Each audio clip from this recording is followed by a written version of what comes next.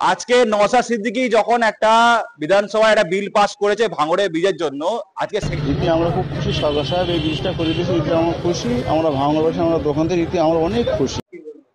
আরে শওকত মোল্লা তার ক্যানিং এর যে ব্রিজটা সেখানে এখনো পর্যন্ত কমপ্লিট করতে পারেনি। আপনারা গিয়ে দেখবেন, আপনার চ্যানেলকে বলছি গিয়ে এবার দেখবেন ওই ব্রিজটার অবস্থা, যে ক্যানিং এর যে নদীর উপরে, মালদা নদীর উপরে যে ব্রিজটা হচ্ছে, গিয়ে দেখবেন এখনো পর্যন্ত কমপ্লিট করতে পারেনি, হাফ হয়ে। ওখানে কি হচ্ছে, গুন্ডা রাজ চলছে, দুষ্কৃতি রাজ চলছে। ওখানে একটা পাম্প স্টেশন বলে একটা পাম্প স্টেশন আছে ওখানে, অনেক পুরনো ব্রিটিশ আমলের। সেখানে রাতে বেলা ওখানে গাঁজা খাওয়া হয়, মদ খাওয়া হয়, বিড়ি খাওয়া হয়, ঠিক আছে, আরো অনেক ধরনের দুষ্কৃতিমূলক মানে কার্যকলাপ ওখানে করা হয়। সকাল মোল্লা কি করছে, কিছু করতে পারছে? আজকে নওশাদ সিদ্দিকী যখন একটা বিধানসভায় একটা বিল পাস করেছে ভাঙড়ে ব্রিজের জন্য, আজকে সেইটাকে তার নিজের নাম করার জন্য তিনি এইসব বদনাম ছড়াচ্ছেন। তিনি নিজের এলাকায়, আমি আমি বিগত দিনে আপনার চ্যানেলে বহুবার বলেছি, এখনো বলছি, আজ এই যে শওকত মোল্লা তিনি নিজের এলাকায় কোনো উন্নয়ন করেন। আপনারা ভালো করে গিয়ে দেখুন, যেসব ঢালাই রাস্তাগুলো করেছে সে ঢালাই রাস্তা সাইড দিয়ে ভেঙে ভেঙে ভেঙে পড়ে যাচ্ছে। মানে নিম্নমানের সামগ্রী দিয়ে ঢালাই রাস্তা করা হয়, যার ফলে ঢালাই রাস্তার মাঝখান দিয়ে ফাটল দেখা গেছে। ক্যানিং এর বহু জায়গায় এরকম আছে যেখানে রাস্তা থেকে পিচ খুলে উঠে পড়েছে, নালা নর্দমার জল যাওয়ার জায়গা নেই। আজকে আপনারা ক্যানিং স্টেশন থেকে বেরিয়ে সামনে অটো স্ট্যান্ড আছে, গিয়ে দাঁড়াবেন, এখানে দেখবেন একটু বর্ষা হলে ওখানে অটো স্ট্যান্ডের চারিদিকে নোংরা জল পুরো জমে যায়, যাওয়া জায়গা না। আজকে ক্যানিং এর মাতলা নদীর ওপরে যে বীজটা, সেই বীজটা এখন মধ্যে হাফ হয়ে পড়ে আছে, কমপ্লিট হতে পারছে না। তাহলে তিনি কি উন্নয়ন করে? তিনি নিজের এলাকায় কি উন্নয়ন করেন? তিনি সারা জীবন শুধু আইএসএফ, ঠিক আছে, বিজেপি, এদেরকে আক্রমণ করতে সারা জীবন তিনি ব্যস্ত।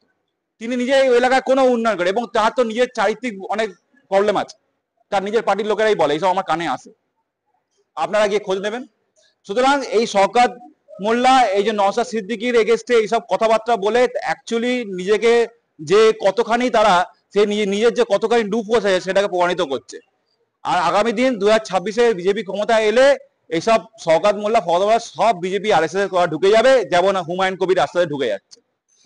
সামনে বিধানসভা ভোট, সেই জন্য কি নওশাদের যারা কর্মী আছে ওখানে সংখ্যালঘু ভোট, তাদেরকে ডাইভার্স করার জন্য কি এটা করছে? আর কয়েক মাস পর বিধানসভা ভোটের আপনারা শুনতে পাবেন, দামামা বেজে যাবে। তাই জন্য যেহেতু সময় খুব কম, এই কম সময়ের মধ্যে নিজের এলাকাতে উন্নতি করতে পারেনি, সুতরাং ভোট তো পাবে না। যদি জোর জবরদস্তি করে কাউকে মানুষকে ভোট না দিতে পারে তাহলে হয়তো জিততে পারে, কিন্তু যদি ভোট দিতে দেয় মানুষকে এবং কেন্দ্রীয় বাহিনীর উপস্থিতিতে যদি মানুষ সঠিক ভোট দিতে পারে ক্যানিং এ, তাহলে ওখানে শওকত মোল্লা জিততে মানে অসম্ভব। ভাঙড় ক্যানিং টোটাল এন্টায়ার এরিয়াতে কোথাও জিততে পারবে না। তাই জন্য সে বুঝতে পেরে গেছে, তাই জন্য নওশাদ সিদ্দিকী, আব্বাস সিদ্দিকী বা আপনার বিজেপি যারা আছে তাদের উপর ইচ্ছা করে তাদের গাড়ি ভাঙচুর করা, তাদের বাড়িতে গিয়ে শাসানি করা, ভুয়ো ভোটার ধরার নাম করে তাদের বাড়িতে গিয়ে বলে আসছে যে তৃণমূলকে যদি ভোট না দাও তাহলে তোমাকে এখানে থাকতে দেবো না, তোমার বাড়ি ঘর জ্বালিয়ে দেবো, তোমার জায়গা দখল করে নেবো, তোমার ছেলে মেয়েদেরকে রাস্তায় রেপ করিয়ে দেবো, এইসব ভয় দেখিয়েছে। সুতরাং আগামী 2026-এ এই সরকার ধুয়ে মুছে সাফ, এবং নতুন সরকার আসবে এবং নওশাদ সিদ্দিকী তিনি বিরোধী দলনেতা হবেন। নওশাদ সিদ্দিকী তিনি ইতিমধ্যে যারা ঈদের সময় বাড়ি ফিরবে বিভিন্ন জায়গা থেকে, তাদের জন্য বিশেষ ট্রেনের জন্য কেন্দ্র সরকারের কাছে আবেদন করেছে এবং তারা সেটা পাস করে দিয়েছে। কিন্তু প্রশ্ন এখানে, এই সংখ্যালঘু তৃণমূল কংগ্রেসে 41 জন বিধায়ক থাকতে নওশাদ সিদ্দিকী কেন? নওশাদ টিএমসির নাম হয়ে যাবে। আজকে কিছু আপনারা ভালো করলে বিরোধী দলনেতা সব নাম হয়ে যাবে তো আপনার সরকারের। সরকারই হচ্ছে আপনাদের, মানে আপনি ভালো কাজ করলে সেটাকে নিয়ে নেবে, খারাপ কাজ করলে বলবে হয়তো বিরোধী দল করেছে। মানে সরকারে এমন একটা অবস্থা, মানে কোনো ভালো কাজ তারা সহ্য করতে পারছে না। আজকে একটা ভালো কাজ হলে সেটা নিজের নামে করে নেওয়া, আর একটা খারাপ কাজ হলে বিরোধী দলদের উপর ঠেলে দেওয়া। এই করে করে করে করে আগামী 2026-এ এই তৃণমূল সরকারের যে ঘোর পতন হবে সেটা মানুষ বুঝতে পেরে গেছে, এবং দিদিমণি নিজেও বুঝতে পেরে গেছে। সেই অতি তড়ি করে লন্ডনে ছুটেছে। আমি এটা বলবো দিদিমণিকে, যে বিজয় মাল্য, মেহুল চোকসি এবং নীরব মোদীর মতন ওখানে আপনি জমি কিনে ওখানে সিটিজেনশিপ নিয়ে ওখানে থেকে যান, দয়া করে আর পশ্চিমবাংলা ফিরবেন না। পশ্চিমবাংলায় আপনারা দরকার নেই, পশ্চিমবঙ্গের মানুষ এখন নতুন কাউকে চাইছে। 2026-এ বিজেপি সরকার ক্ষমতায় আসবে এবং এখানে ইন্ডাস্ট্রি তৈরি হবে, এবং দিল্লি, বম্বে, ব্যাঙ্গালোরের মতন যে ন্যূনতম মজুরি এখানকার মানুষেরা পাবে, এখানকার ছেলেমেয়েরা পাবে, এবং এখানে প্রত্যেকটা ছেলেমেয়ের মধ্যে প্রচুর ট্যালেন্ট আছে, এবং তারা আপনার ইয়েতে যাবে, দিল্লি, বম্বে, ব্যাঙ্গালোর যাওয়া বন্ধ করে এখানেই কাজ করবে, এখানে রাজ্যের জন্য ভালো কাজ করবে। সেটাই মানুষ চাইছে। অন্য আমরা দেখলাম প্রধানমন্ত্রী বিদেশে গিয়ে বিশেষ কিছু আনে তার দেশের জন্য, কিন্তু মুখ্যমন্ত্রী গেলেন দেখলাম শুধু ঘুরছে এখান সেখানে। মুখ্যমন্ত্রী ওখানে জগিং করছে, সেই ভিডিও কুণাল ঘোষ তুলে তুলে প্রতিদিন, তারপর আরো সময় আর প্লাস এসব করছে। কুণাল ঘোষের কাজও এটাই, ও তো কিছু করে না, বেকার নেতাও নয়। 5 লাখ টাকা ব্যান্ডে গিয়েছে। হ্যাঁ, ও শুধু ঘুরে বেড়াচ্ছে আর দিদিমণি জগিং করা ভিডিও করছে। আরে ভাই, আমাদের ট্যাক্সের টাকা কি তোমাকে জগিং করতে পাঠানো হয়েছে বম্বে, আপনার লন্ডনে? তো তুমি ভাই ওখানে থেকে যাও না, তুমি ওখানে সারাদিন সকাল দুপুর বিকেল 3 বেলা জগিং করো, এখানে আসার দরকার নেই। পশ্চিমবঙ্গে ছেড়ে দাও, আগামী 2026-এ বিজেপি সরকার এসে পশ্চিমবঙ্গে বড় ইন্ডাস্ট্রি করবে, এবং এখানে যে ইন্ডাস্ট্রি করা যায় সেটা একমাত্র বিজেপি সরকারই করতে পারবে, এই তৃণমূল সরকার করতে পারবে না।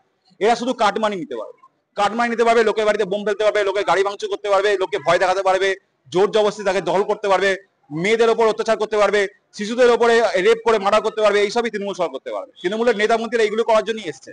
সুতরাং মানুষ আর এদেরকে চায় না। আপনি বলবো দিদিমণি, আপনি লন্ডনে থেকে যান, দয়া করে আর পশ্চিমবঙ্গে ফিরবেন না। এখানে নতুন সরকার আসবে এবং নতুন সরকার এখানে ভালো কাজ কিছু করবে এবং এখানকার পশ্চিমবঙ্গের মানুষদের জন্য ভালো কাজ করবে। মুখ্যমন্ত্রী যদি না আসে, এখানে কি পরবর্তী মুখ্যমন্ত্রী অভিষেক হয়? অভিষেককে তো কেউ চেনেই না, মানে ও কে, ও তো কোনো রাজনৈতিক ওর কোনো মানে পরিচয়ই নেই, ঠিক আছে? ওকে ওর দলের লোকেরাই চেনে, আর কেউ চেনে না। ওর কোনো সেরকম মানে কোনো মানে আন্দোলনের মাধ্যমে তো ক্ষমতা ইয়েতে আসেনি, রাজনীতিতে আসেনি। সুতরাং ও দিদিমণির হচ্ছে কোলে বসা সোনার চামচ মুখে দিয়ে এসছেন রাজনীতিতে, তো তাকে কেউ মানে পচেও না, ভালোবাসে না। আগামী দিন 2026-এ বিজেপি ক্ষমতায় আসবে এবং নওশাদ সিদ্দিকী হচ্ছে বিরোধী দলনেতা হবে, আপনারা জেনে রাখুন। আর পশ্চিমবঙ্গে অনেক ভালো কাজ হবে, সেটা আগামী দিন যখন ক্ষমতায় আসবে তখন আমরা এক এক করে মিডিয়ার সামনে তো সব বলা হবে। কারণ একটা প্রেস কনফারেন্স ছাড়া কখনই এখন নতুন কিছু করা যায় না, সরকারের হোক বা বিরোধী দলের ক্ষেত্রে হোক, সেটা আপনারা জানতে পারবেন এবং মানুষ দেখতে পাবে যে ভালো কাজ এখানে হচ্ছে, অনেক ভালো ভালো কাজ। এখানকার ছেলেমেয়েরা খেয়ে পড়ে বাঁচতে পারবে। এখানে এই যে 2 দিন ধরে এখনো এই গান্ধীমূর্তি তলায় যে ধর্ণা দিচ্ছে, সে ধর্ণা দিতে হবে না। একটা পীরজাদাকে প্রার্থী করে দেবে। আরে বাবা, আপনি নিজে থাকেন কিনা 26 সেটা দেখুন না, আপনাকে নওশাদ সিদ্দিকীকে দিতে হবে না, উপদেশ দিতে হবে না, আপনি নিজের উপদেশটা নিজে নিন। আপনি আগে 26 থাকুন, সেটা আপনার দিদিমণি যদি নিপাত যায় তাহলে আপনারা সপ্তাহে ঢুকে যাবেন ভেতরে এক এক করে। এখনো সুযোগ আছে, আমি এখনো বলছি, এখনো আপনাদের চ্যানেলের মাধ্যমে যে এখনো সুযোগ আছে, আপনারা দয়া করে নিজের জায়গাটা বুঝুন আর দিদিমণি পা ধরা বন্ধ করুন। আর দেখবেন দলে দলে আপনার নেতামন্ত্রী অনেকেই আরএসএস বিজেপির সাথে যুক্ত আছে, যেই 26-এর গদি বলটাবে সব টুকটুক করে ঢুকতে শুরু করে দেবে, এখনো ঢুকছে অল্প অল্প করে। আপনারা খুব তাড়াতাড়ি ঢুকে যাবেন। সুতরাং এখন এইসব কথা বলে লাভ নেই, আপনার কথা অনেক শোনা হয়ে গেছে, আর বেশি নেই, আপনারা আর ফুটেজে দেবো না, আপনার দিদিমণির কথা বলবো না। আর 2026-এ শুধু ভবানীপুরের লোকসভা দিকে সবাই বিধানসভা দিকে সবাই তাকিয়ে আছে। ওয়ার্ড ভিত্তিকে 2019-এ হেরেছেন, 21-এ হেরেছেন, 2026-এ হারবে।